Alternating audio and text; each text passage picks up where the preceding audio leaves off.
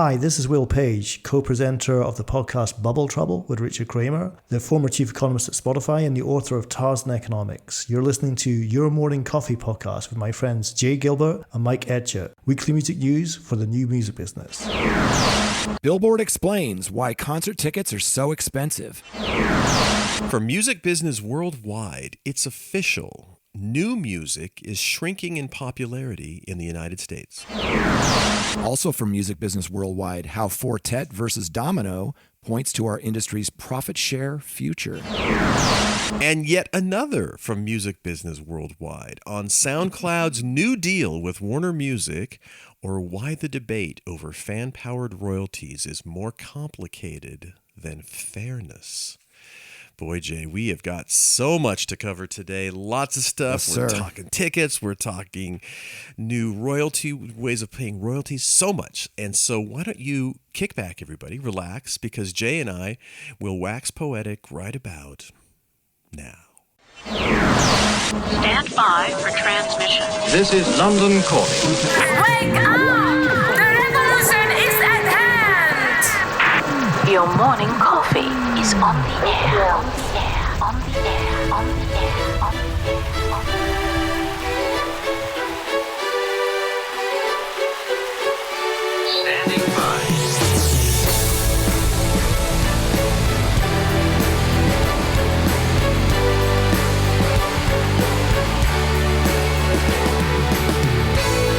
Your morning coffee, the weekly music news for the new music business. It's the highly curated, agitated, advocated, moderated, and liberated digital music information that you need to know. We are your digital music authority. And now from our studios in Hollywood, California, here's your hosts, Jay Gilbert and Mike Etchart.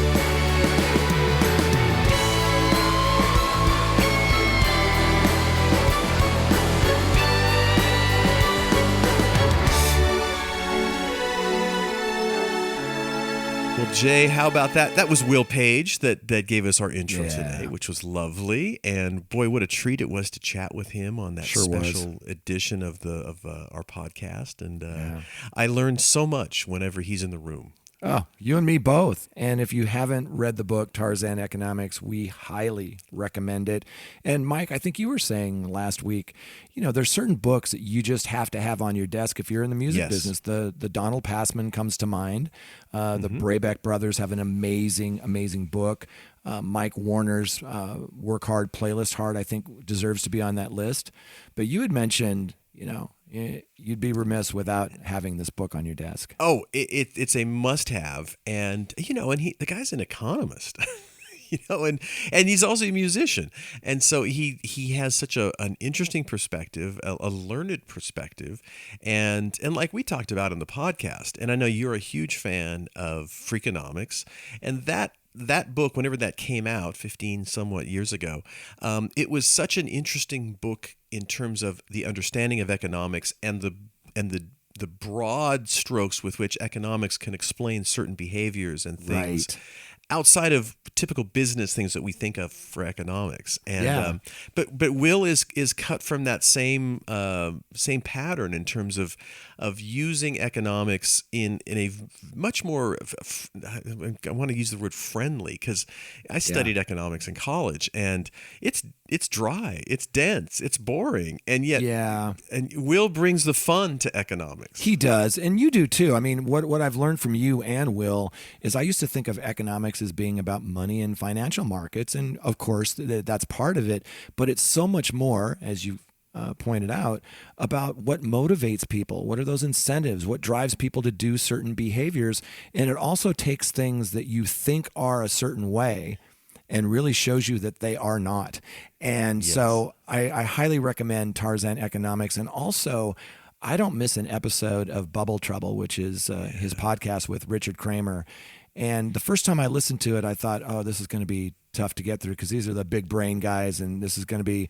But it was snarky, it was funny, and they had on this woman from Financial Times, and I listened to that podcast twice, and I never listened to a podcast twice. There was just so much information in there, and it was just a joy. So Bubble Trouble, Tarzan Economics. Thank you, Will. We really appreciate it. All good. Yeah. And it was a like I said, it was a real treat to interview him and spend some time with him. And I hope one of these days I can actually meet him in the flesh. And he's as we keep saying, he's so kind of snarky and cheeky. He's right. He's a riot. Right. He's an absolute riot to chat with. So what a treat it was. Yeah. So Jay, so much to talk about today. And before we get started, I say we talk about our sponsors, because without our sponsors, we could not do the show, and we are so blessed to have the folks that we have. The Your Morning Coffee podcast is brought to you by our friends at Bandzoogle. Built by musicians, for musicians, Bandzoogle is an all-in-one platform that makes it easy to build a beautiful website and EPK for your music. All the features you need for a professional website are already built in. Hosting and a custom domain name, dozens of fully customizable design templates, tools to sell your music and merch commission-free crowdfunding and fan subscription features, mailing list tools to grow your fan base and send newsletters, social media integrations, and live support from their musician-friendly team 7 days a week. Your Morning Coffee podcast listeners can go to Bandzoogle to try it for free for 30 days and use the promo code MorningCoffee, all one word, and get 15% off the first year of any subscription. That's Bandzoogle.com, promo code MorningCoffee. Yeah, and speaking of Bandzoogle, I just put together a quick little website for a publicist friend of mine, Kim Britton. You may remember Kim from. She worked with Linkin Park for like 9 years. She worked with one of my favorite Americana artists, Todd Snyder, for many years. Anyway, we collaborate on projects together, and it only took me like 90 minutes, and I put together this website for Kim, just kimbritton.com, and did that with Bandzoogle. So not only are we thrilled to have them as a sponsor, we actually use it, right? Yeah, same with the rest of these, like Hypebot. Since 2004, Hypebot has chronicled the new music business and the trends and technologies that are changing how music is discovered, consumed, marketed, and monetized. It's edited daily by founder Bruce Houghton. Thank you, Bruce. With help from Alana Bonilla. Hypebot and sister blog Music Think Tank are published by live music discovery and marketing platform Bands in Town. And another thing that we use almost every day is Bands in Town. Over 65 million live music fans trust Bands in Town to get personalized concert alerts, recommendations, and messages from their favorite artists. It's the #1 artist services platform, connecting over 550,000 artists with their super fans. Managers, labels, agencies, and artists access their own dashboard to manage and promote tour dates across all platforms. So sign up for that Bands in Town artist community at communityartistbandsintown.com. Indeed. And as we sit here, as July is leaving, the summer is going fast.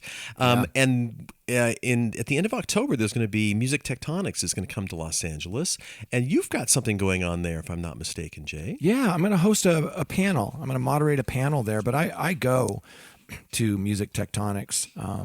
The first year it was in person, then of course with the pandemic it was not, and now it is again. And so the Music Tectonics conference is it's going to be in Santa Monica, October 25th through the 27th, and they have early bird pricing. So if you purchase your ticket before like August 11th, you save a chunk of change.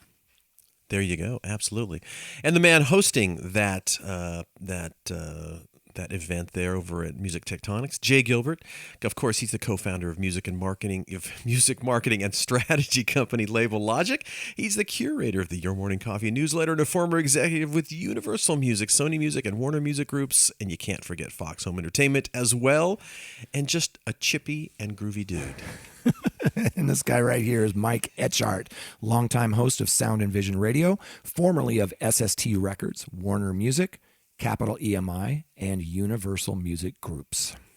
Yes, indeed. And Jay and I sure look forward to in this case, we usually do it on Saturdays. It's Saturday today as we were recording this, and it never gets old. It's so fun. And it's literally, we chatted for 45 minutes before we hit record. And almost every week. That's the way we roll. Yeah. So, What do you say we jump into the stories, Jay? And well, the first before we one- do, just really quickly, Okay. I do want to dive into that first one. But you and I hit record after we've had a chance to kind of catch up, and you were telling me about a show that you went to recently. Tell our audience about that. Oh, yes. I went and saw the Zombies last night.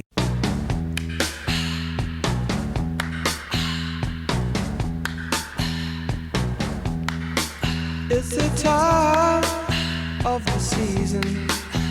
They were just fantastic, absolutely fantastic, and it's one of those acts that I've been meaning to see.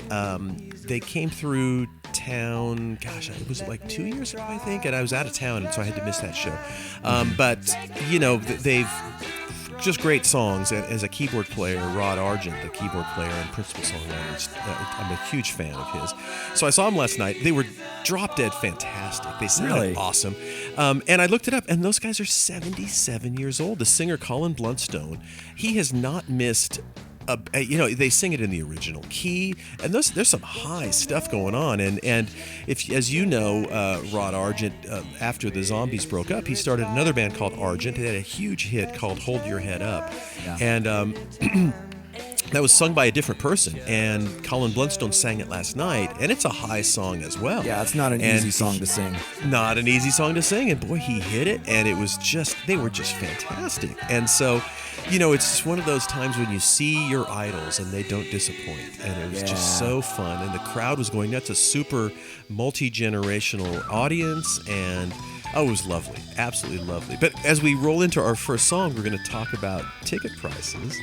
And so in this particular case, I bought tickets that were $68, and the additional fees were another $25 each on top of that.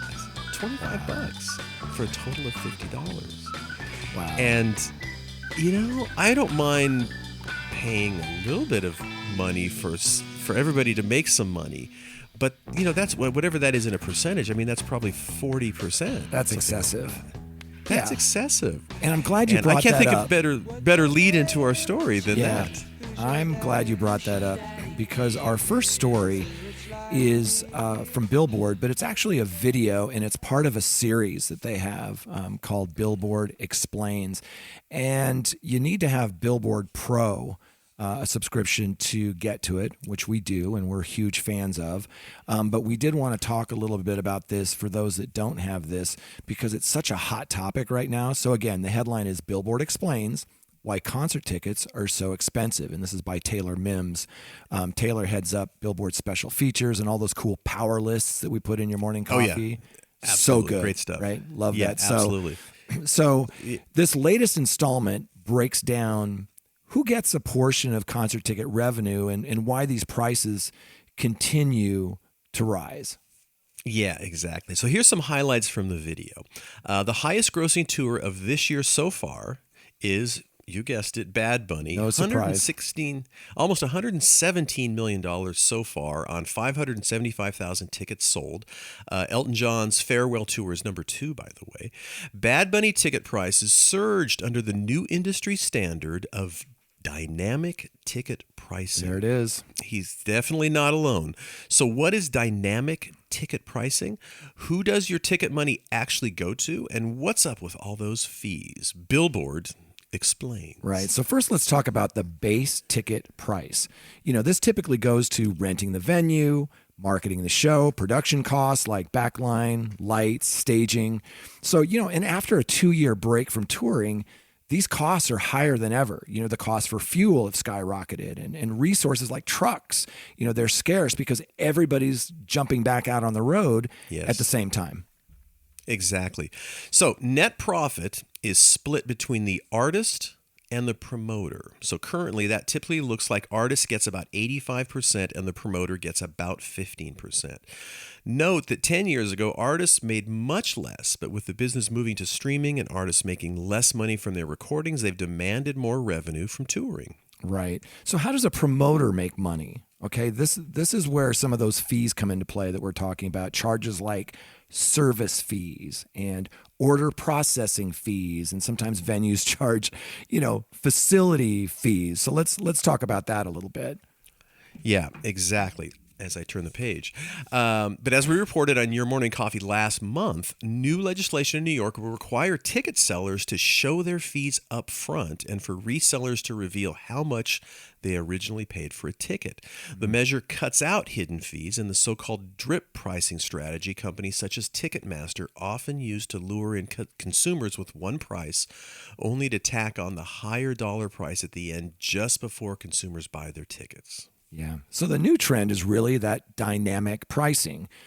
And what dynamic pricing is, it's really that the price of the ticket is driven by demand, very similar to airline tickets and hotels. And there's some benefits to that. One of them is it helps to kind of keep tickets from ending up on that secondary market with services like StubHub and SeatGeek. Right. Artists like dynamic pricing because there's less pressure to sell out the show as they make more revenue from higher priced seats closer to the stage. More demand equals higher prices. Concert tickets typically cost more when they first go on sale and demand is high. So for the best price, experts say you should wait to get a lower price. Of course, you risk the show selling out and being forced to go to the secondary market if it does. Right. And damn Therein it, lies the rub. I've done that so many times. Like, okay, I'm just going to wait, and I'm sure it'll work out. And then oftentimes, there I am writing a check for a couple $100 a seat. So yeah, it's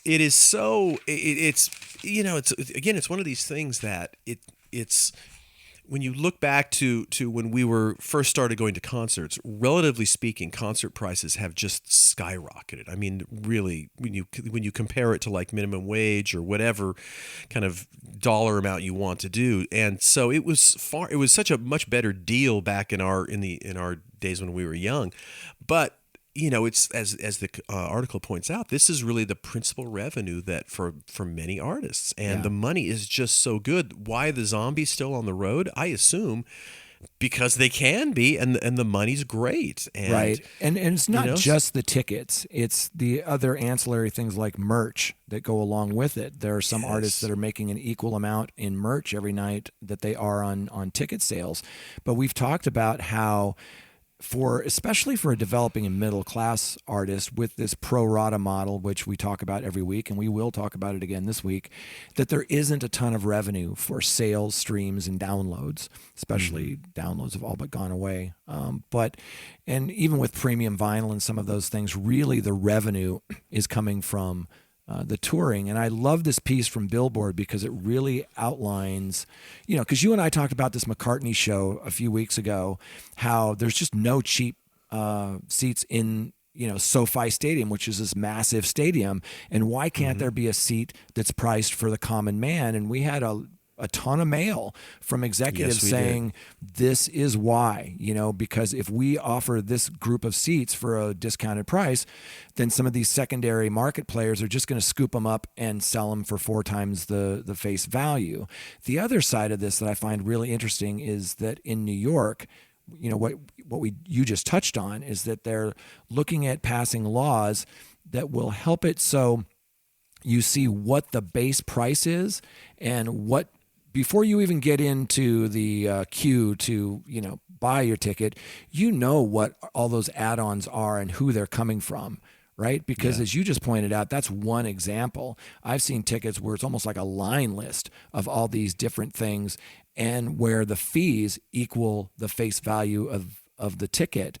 I do think that dynamic pricing is interesting in that those hardcore fans are going to, get the seats that they want if they're willing to pay for it. But the problem I see with that is it making this really more just for the wealthy? And I love something that Billy Joel does at his concerts. He got tired of having that first row or so with a bunch of rich people that didn't really care to be there and would talk during the show and leave early and all of that. So he started scooping those up and then having people on his staff go back in the venue and finding people that are hardcore fans but are in the cheap seats and bringing them down. And I just love that. I do too. But I got to tell you, this is not unique to the ticket industry. I mean, it's certainly something that we are painfully aware of. But I'm trying to book a vacation, and when you go on like VRBO or Airbnb, they do the same thing. There's a price, and then suddenly you get down, and you're like, wait a minute, and it'll be, of course, there's some sort of local fees, cleaning fees, all this other stuff, and suddenly it's not. That's not what you're paying for per night, that initial price you saw. And even if my mortgage, I logged on to pay the mortgage on their website, and there's a $10 convenience fee for me using their website. And I'm like, F you guys. So now I pay through my bank, and it's like, I'm on your website, and that's a $10 convenience fee. Well, most people won't notice, and they'll just pay it. That's exactly right. They'll just pay it. And let's say, even if they have, 10,000 mortgages that they represent, suddenly at $10, a piece, you're talking some substantial amount of money, right. $100,000 a month. So it's that continual chipping away of everything. It's not only in tickets, although it's particularly egregious in the world of tickets, but it exists everywhere. Everybody is trying to take a little bit extra, and here we are with tickets. But in my case, a good 40% for service fees. Boy, that's harsh. That's rough. Yeah, and you mentioned really when we were growing up, I used to go to every concert that came through town when I was in high school. I mean, almost every single one. Yeah. And I could afford to. Yes. Just out of high school, these bands like Queen and Cheap Trick and Kiss and all these bands were coming through town. I would just go and wait in line at, wherever they sold those different tickets. A lot of times it was a department store. And when they opened, I was just thinking that. It's so funny you mentioned that. Yeah. Yeah. I think I used to go to the Nordstrom Broadway. Or Meyer and Frank or whatever it was. Yes. And I remember getting those hard tickets, and they were minor fees. Like if the ticket was $15, it might be $1 convenience fee or a 50-cent convenience fee. It wasn't like it is today where, like that drip thing that we were talking about, where they surprise you at the very end when you've got all your information in, you're about ready to hit buy, and then it's like, oh yeah, there's these fees too. It's like, come on. I know it. It's really, and again, I understand that people need to make money, but it just seems so egregiously expensive at the moment. But I don't see it changing anytime soon, and I will continue to go to shows because I want to see some of these acts. But but it's, again, I'm well into adulthood with a decent income.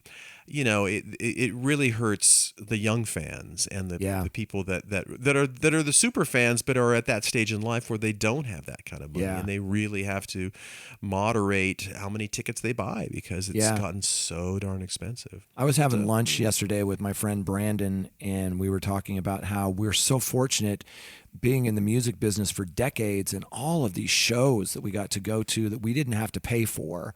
That we were either put on the guest list or the record company bought the tickets. Not all of them were free. I mean, they were paid for, just not by us. And also being a photographer, I've shot hundreds of shows, from the pit, and you get so spoiled that then a show does come to town, and this happened to both Brandon and I. We go to purchase the tickets, and we're like, it's like sticker shock. You're like, oh my God, really? That's how much that costs? Wow. Exactly. Okay. Exactly. Right. No, and that's right. And that's, by the way, is another thing that, from what I hear from friends that are still working at labels, that used to be a real common thing in our day, which is there were big ticket buys. Comps. And it wasn't hard to get tickets internally, and go to shows and that's not like that anymore. No. I'm sure they do some minor ticket buys, but it's not like it used to be. And even when I was leaving the major label ecosystem before I started my own thing, it was tightened up so much that as an employee, I was on the list and could go, but I couldn't bring a guest, or I'd have to pay for that guest. So anyway, I thought that was a really, really great video feature from Billboard, the series. It's a great series called Billboard Explains. And I'm telling you, it really does make sense if you're really into this new music business to subscribe to things like Rolling Stone Pro and Billboard Pro. Yeah, it costs a little bit of money, but it's so worth it, the things that you get out of it. just a nice place. Oh, absolutely. Yeah, absolutely. And then again, we live in wonderful times when you have, for a relatively small amount of money, you can get these sort of inside tracks on information and details that are super important to the knowledge of how the industry works. And this is a great service. Very well worth it. I want to give a shout out to Music Business Worldwide, because for it's so rare for us to cover like 3 of their pieces in one episode, but they're not super long pieces, but they're really great. And I've said this before, like this first one is written by Tim Ingham, who runs Music Business Worldwide, and I listen to his podcast, never miss an episode. I'm not quite convinced yet that Tim is not a robot. He could be human. Hopefully I'll get to meet him sometime. But he's flawless. I mean, in his reporting and in his podcast, there's no there's no mistakes. He's like Spock, and I really dig this guy, and I dig his reporting and the way that they look into the data. And the headline of this piece is, "It's official, new music is shrinking in popularity in the United States." And this picks up on what you and I talked about last week, which was that new mid-year report from Luminate, formerly MRC Data, Nielsen Music, the artist formerly known as, and it basically showed that total album consumption and current recorded music in the U.S., right? This is all about the U.S., that it fell 1.4% in volume versus the equivalent metric from the same period in 2021.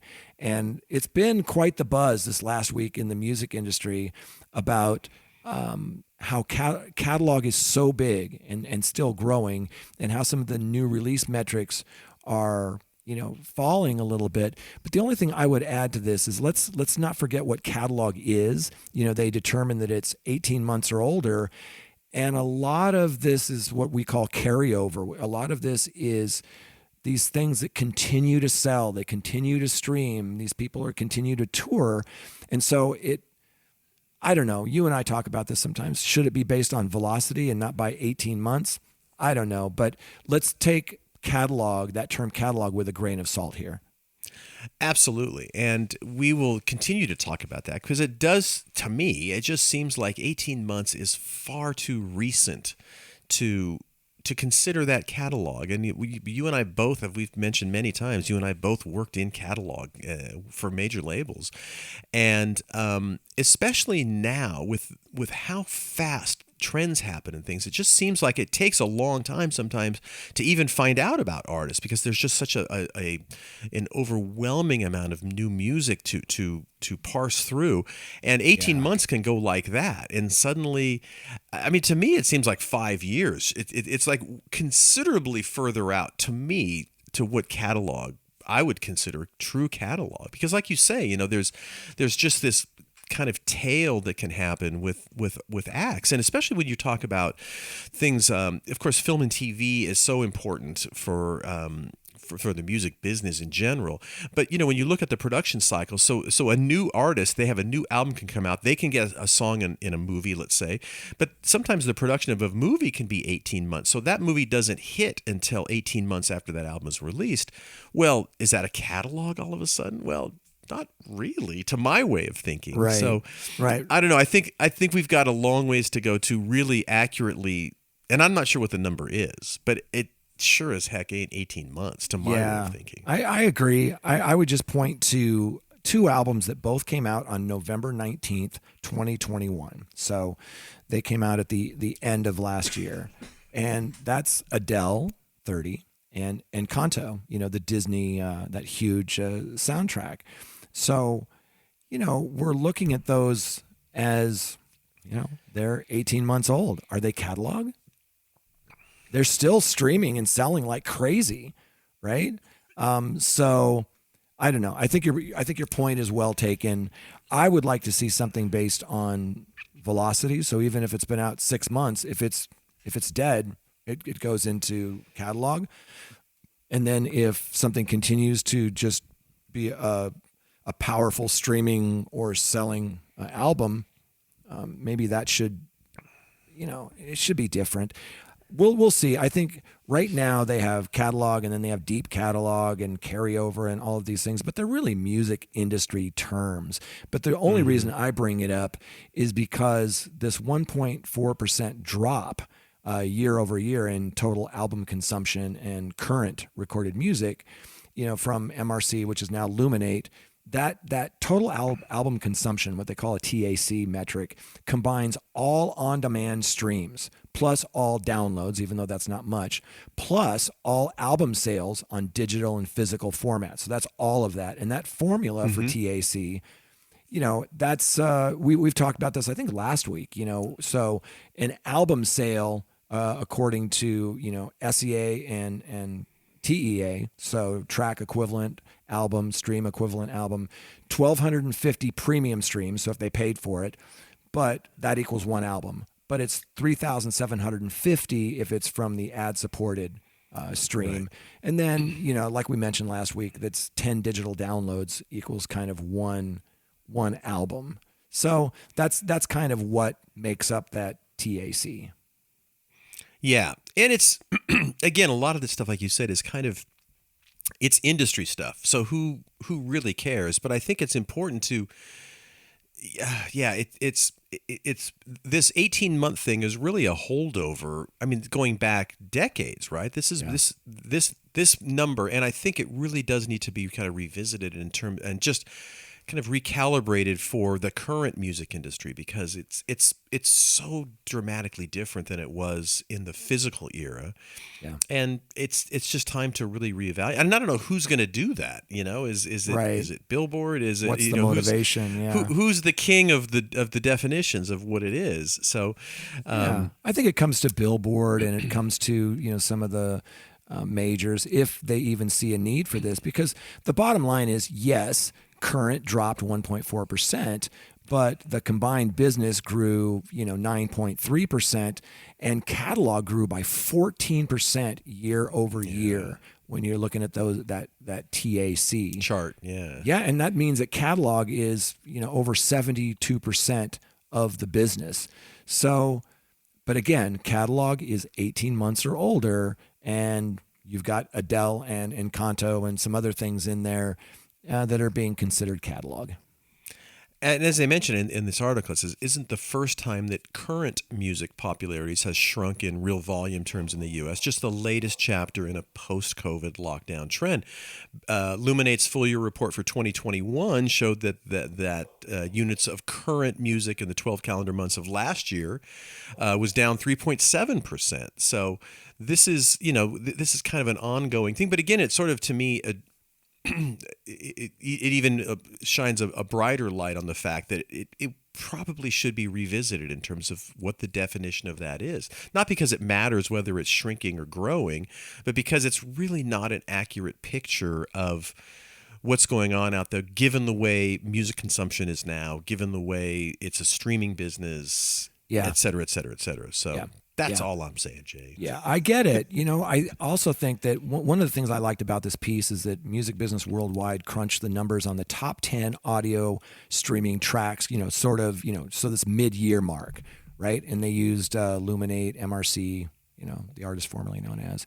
And what they found is that the top 10 audio streaming tracks in the U.S. for the first part of 2022, cumulatively over 1 billion streams. Right. And so they're looking at that as, okay, what are the top 10 tracks doing? And it went from, 2.74 billion versus 3.81 billion. So we're seeing that there is a decrease in that frontline brand new release. It's not a huge drop, but it is a drop, and it's a trend. And I think that if you think about it, putting the marker aside of what you think catalog is, catalog's proven. Catalog is catalog for a reason, right? Yeah, exactly. Well, it's something that we're going to talk about continually over the next few months, weeks, years, for sure. But again, it's the changing face of of how music is consumed and what people are listening to and how quickly trends can happen, but how long trends can continue. And I think that's the most important thing to kind of consider how this business has changed. And it's fascinating. And I don't know, we're going to keep talking about it. We sure are. And I just want to end it with, at the end of the piece, they pointed out a couple of things that I think are really important. One is that current music, if you're just talking about streaming, not downloads, not physical, CD, vinyl, if you're just talking about streaming, that it fell 2.6% year over year. If you look at video streaming, that fell over 10% year over year. Yeah. And I'm wondering if that's because people don't have the attention span so much anymore, and it's all that TikTok, and now, we learned last week that Facebook is really going to revamp their whole service and focus on short form video starting this last Thursday. And then the last thing is that overall on-demand audio streaming, that was up by almost 25% year over year. So pretty big growth in the industry because of streaming. But it looks like a lot of it is catalog and carryover. So we'll leave it at that. Yeah, right. Exactly. Well, let's then jump over to the next story from our good friends at Music Business Worldwide, how Four Tet versus Domino points to our industry's profit share future. The profit share future, Jay, and that's kind of been something we've been talking about also for the last couple of weeks. And this article right here is actually it's an op-ed coming from UK-based Hunter Giles, who co-founded and leads Infinite Catalog, which is a royalty accounting software and service company. Mm-hmm. And again, talking about kind of how things are changing out there in terms of the profit share future. And as it starts, it says profit share record deals, sometimes called 50-50 deals in reference to their most common form, have been used by indie labels for decades. Compared with major labels style Kanye tweet-worthy 80-page long deals of old, they also happen to be perfectly suited to an era of rapidly expanding ways to earn money from music, be it from streaming, gaming, the metaverse, or for whatever. He said, for evidence that profit share deals are indeed the way of the future and how their continued adoption could yield a more transparent and profitable industry, look no further than the recent Four Tet versus Domino dust-up. Yeah, and you and I talked about this a little bit because this was a groundbreaking thing in that, Four Tet was saying, well, wait a second. Let's take a look at this. What is a stream? And I'll just read you this quote from him, which kind of encapsulates all of it. He said that they have recognized my original claim that I should be paid 50% royalty on streaming and downloads, and that they shouldn't be treated as a license rather than the same as a CD or vinyl sale. And that was tweeted out by Kieran Hebden, who is AKA Four Tet. So now they've said, okay, you're right. It should be that. And it could be quite a big deal for the music industry to kind of switch over. Yes, it is. And it got me, we kind of mentioned film and TV. And ironically, that sort of contracts, because even in our era, when a song is used in a TV or a movie, typically that deal is structured far differently than regular royalties are, right? Even in the old contracts. And there's no statutory rate like for sync, right? So that's it's a negotiated rate. So I may get $1 million for my sync because it's in a Microsoft commercial, and you may get $7,000 because yours is in some small indie film. Right, but it was usually kind of split. Whatever the income was, it was usually split between the label and the artist, and same thing on the publishing side. So that was a much more kind of what we're talking about here. It was a much more fair way of divvying up those funds. As they say, what's on display here is the tension between these old school contracts, sometimes called royalty-based or PPD deals, that were built for an analog world in the modern day environment. We actually live in. So, as they say, now strap in. It's about to get a bit wonky. They said in the old school days, a royalty rate, and in this case of this artist is 18%, gets applied not to the income actually collected by the label, but instead to a pre-agreed amounts called the published price to dealer, or suggested retail list price. Remember that? The SRLP. Sure do. This means the label can just track the units rather than all that pesky income, like 100 CDs sold, $10 PPD per CD, 18% equals $180 in royalties for the artist. Easy, right? The income actually collected by the label is, again, notably irrelevant to what's being accounted for on the royalty statement. These PPD deals, which we now refer to them as, make even less sense for digital income. And that's really the important thing to consider. It's like, this is old school numbers, and remember they even had breakage in those in those old contracts, which was this is how we ridiculous. grew up in the industry with these PPD deals. And they talk about, streaming basically changed all of it, but it's not that simple, because as you and I point out regularly, that pool of revenue that comes in from streaming is not the same any given month. It varies each month. And so it's a little bit more complicated. And if you've ever seen statements, there are so many line items for all of the different types of streaming, whether it's a family plan or a free thing or ad supported or premium or, student plan. There's so many different things. It's crazy. Yeah, absolutely. As they say, so you can't really set a standard PPD amount, nor can you find a real quantity sold, and indeed there is no sale with streaming anyway.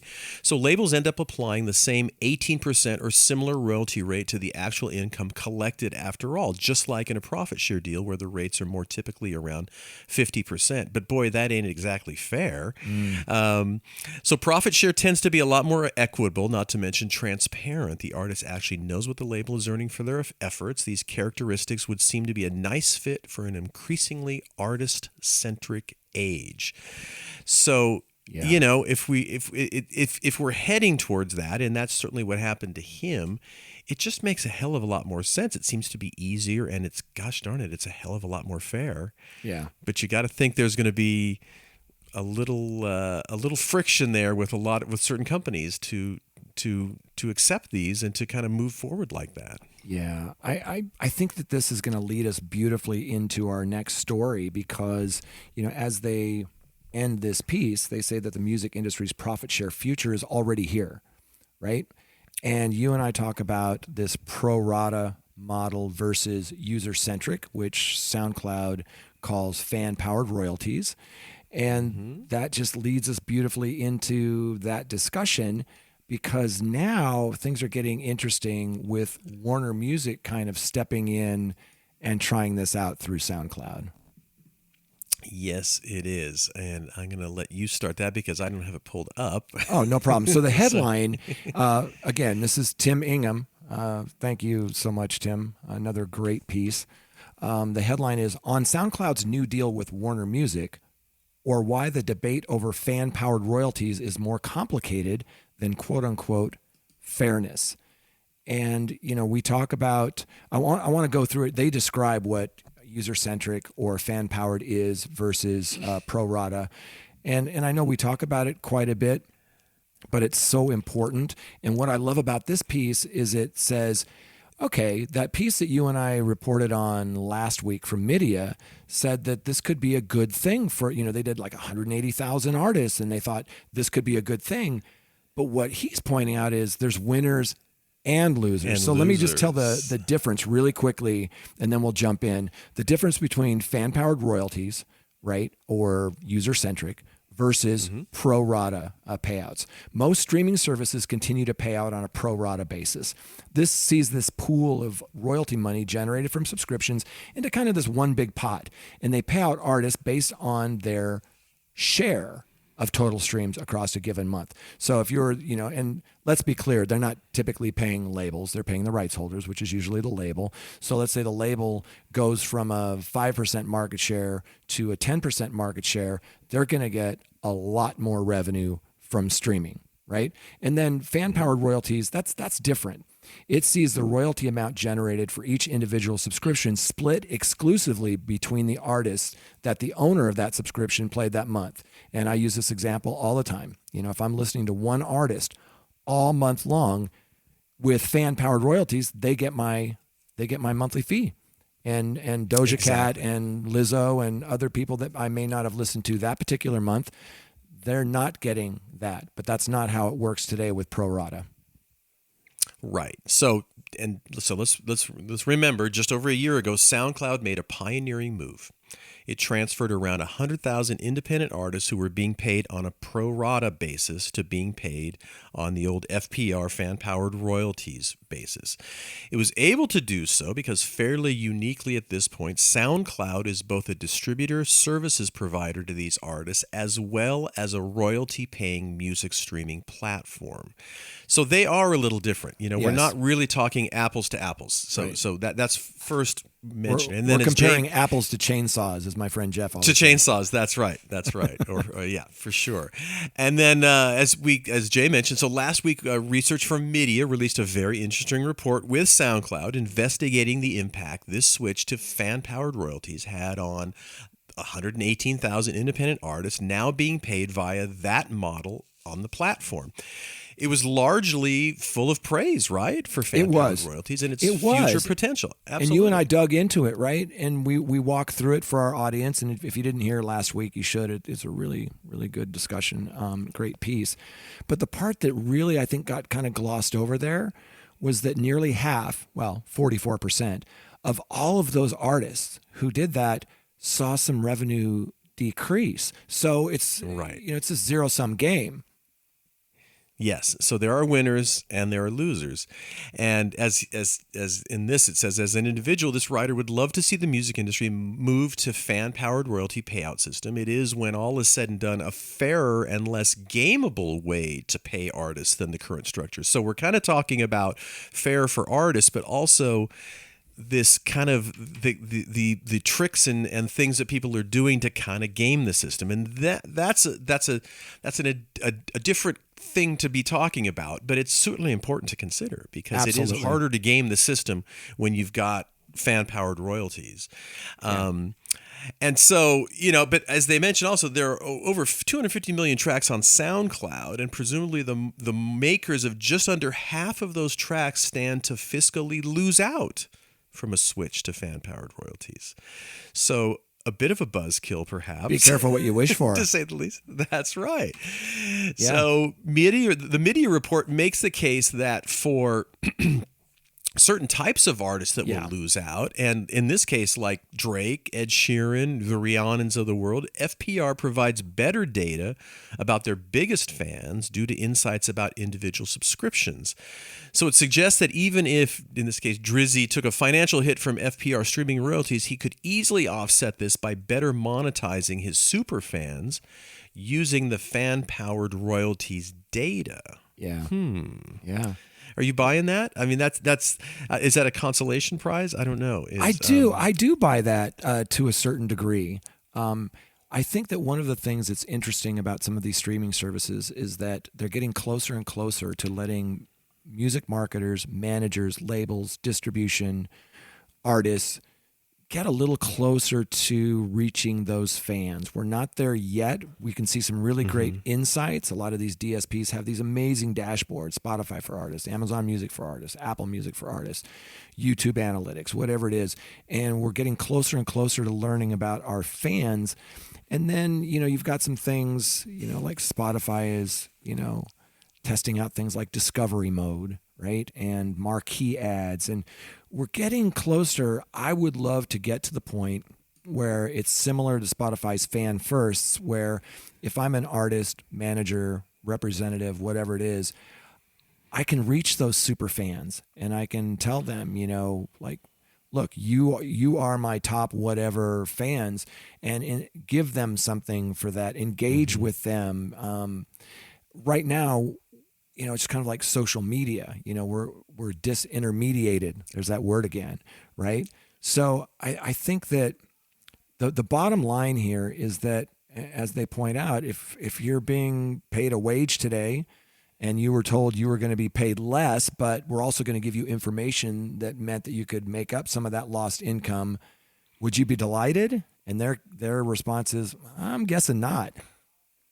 Yeah, and this article gets really interesting at the end. And so let's kind of talk about it. So it says, talking about this announcement that Warner Music Group has agreed to adopt fan-powered royalties for its artists on SoundCloud. It's kind of intriguing. It says credit is due to SoundCloud's team for successfully negotiating such an important test case for the adoption of fan-powered royalties. It's a big win for SoundCloud, big win for the pro-FPR argument. However, that nagging question remains. What happens when just under half of Warner Music Group's artist base begins to earn less money from an important streaming service? Yeah. Especially when the artists who will be earning less from the switch are the superstars on which the Warner Music Group banks its business. We're talking Cardi B, Ed Sheeran, Dua Lipa, Lizzo, Megan Thee Stallion. These questions in this particular case might actually be moot. Sources suggest that such Warner artists who don't financially benefit from a switch to FPR will be protected by a minimum guarantee in the Warner Music Group's SoundCloud deal. A minimum guarantee. This ensures they will be paid the same rate they would have been on a stream share basis. Now, that's something that I don't remember reading anywhere else, that there's this minimum guarantee. Yet so there's a safety net. Yes, exactly. It says, yet the fact such a clause potentially is required in the first place spotlights the wider problem. FPR certainly is fairer, less manipulable system for artists. It also happens to hit a lot of artists in the pocket during a macroeconomic inflationary crisis, no less. And so then they start talking about, they said, then there's the Universal Music Group problem. Warner Music Group on a corporate level may or may not see a switch to fan-powered royalties improve its market share in terms of streaming income. Kind of hard to say at this point. However, they say what we probably can say for sure is that Universal Music Group would lose out on such a switch if it ever were to go industry-wide. So how is that possible? He says you only need to look at UMG's peerless dominance on streaming services last year to get the hint. So UMG had 4 of the top 5 global artists on Spotify in 2021. In case you're wondering, Taylor Swift, BTS, Drake, and Justin Bieber. Another of its artists, Olivia Rodrigo, released Driver's License. That's the most streamed song of 2021. And Rodrigo's Sour was Spotify's most streamed album of 2021. Right. They have pledged, Universal Music Group, have pledged to deliver a mid-20% annual EBITDA to its shareholders after going public back in September in the next few years. So the idea of UMG voluntarily agreeing to slice a chunk off its global streaming revenue market share therefore seems unlikely. Yeah, well, let's talk about that, because they make a really good point that Warner Music Group is, this is basically kind of a trial, a test to see how it goes. And there is a safety net for those that if they were going to make less, that they're sort of protected here. But they're saying that with Universal Music Group, with all of the success that they've had lately, it would be really tough because, again, 44% of those artists, they're going to have to tell, you're making a little bit less. And they end the piece by saying, can you imagine telling Drake or Ye they're about to earn less money from streaming just because the man says so? Yeah, I don't think so. Yeah. And by the way, so there's a couple of things in this article that really I had not considered, nor had I heard about. So,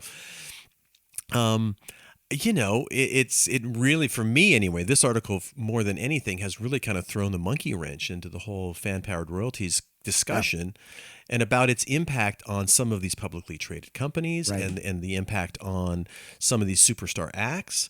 Right. And like we talked about last week, that media piece was great, and it got people talking about, well, maybe we should make this change. But this is kind of the balance to that piece, in that, yeah, that's accurate, but let's consider that there are winners and losers. Right. And I don't know if you've noticed, if at the very bottom there is one comment. Yeah, from our friend Ari. Yes, indeed. And he said, to indulge in this analogy, the 44% of employees getting a pay cut make more money than anyone else in the company, and they have far more income streams than anyone else in the company, and all are multimillionaires. No, I don't feel bad for them, and yes, it's the right thing to do. Yeah. So hat tip to Ari Herstand. check out his book about the new music industry. We dig Ari, and I'm glad that he added that little bit of spice. Yes, indeed, spice. So, boy, it was a great article. Maybe the most important article certainly this week, and in all of these things to consider in fan-powered royalties. And these are publicly traded companies, and they've got a lot to consider when you're talking about major artists and it's not that simple. Shareholders. Yeah. No, it's not that simple. It is not that simple. So, Jay, it's been this whole thing is going to be fascinating as we cover this in the weeks to come because, in many ways, there's a little bit of a leak in the dam right now, and but boy, there are just some implications that certainly I hadn't considered, and me too. It makes it some worthy to be conversations for the future. Right. As Rachel Maddow says, watch this space. Tune in because each week we've just had this embarrassment of riches of these really great, analysis and stories. And we're finally getting to that point in the music industry where we're looking very closely and publicly about things like what songwriters are paid and what streaming pays out and touring and ticket prices. And it's just amazing that we're making some progress in a business that, we've been doing some of the same things for decades, if not a century. Yes, absolutely. But it's a healthy business, and that's what's exciting. And I don't see that changing in the future. But how that money is divvied up and how it's distributed and how much money comes out of our wallets is a topic that we will continue to cover for many weeks and months to come. Exactly. Yes, so as we wrap up this edition, I do want to thank Bandzoogle, Hypebot, and Bandsintown, our lovely sponsors, for helping us do the show. And Jay, what do you say we say toodaloo? There you go. On behalf of Jay, Gilbert, and myself, we certainly appreciate you listening in every week. This has been the Your Morning Coffee Podcast, and Jay and I will see you next week.